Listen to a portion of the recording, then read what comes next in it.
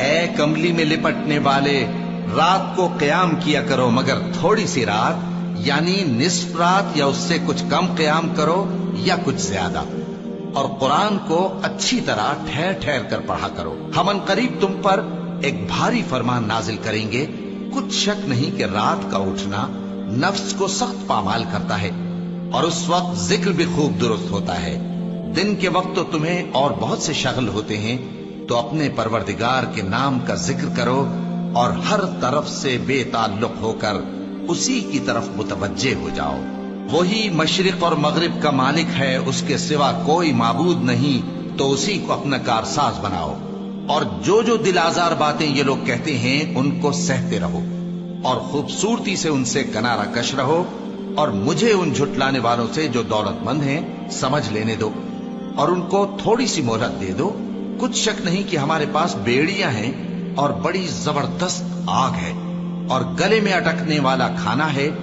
اور درد دینے والا عذاب ہے۔ جس دن زمین اور پہاڑ کانپنے لگیں اور پہاڑ ایسے بھربھرے ہو جائیں گے جیسے ریت کے ٹیلے، اے اہل مکہ، جس طرح ہم نے فرعون کے پاس موسیٰ کو پیغمبر بنا کر بھیجا تھا، اسی طرح تمہارے پاس بھی محمد صلی اللہ علیہ وآلہ وسلم ایک رسول بھیجے ہیں جو تمہارے مقابلے میں گواہ ہوں گے۔ سو فرعون نے ہمارے پیغمبر کا کہا نہ مانا تو ہم نے اس کو بڑے دردناک انداز سے پکڑ لیا۔ اگر تم بھی ان پیغمبر کو نہ مانو گے تو اس دن سے کس طرح بچو گے جو بچوں کو بوڑھا کر دے گا، جس سے آسمان پھٹ جائے گا۔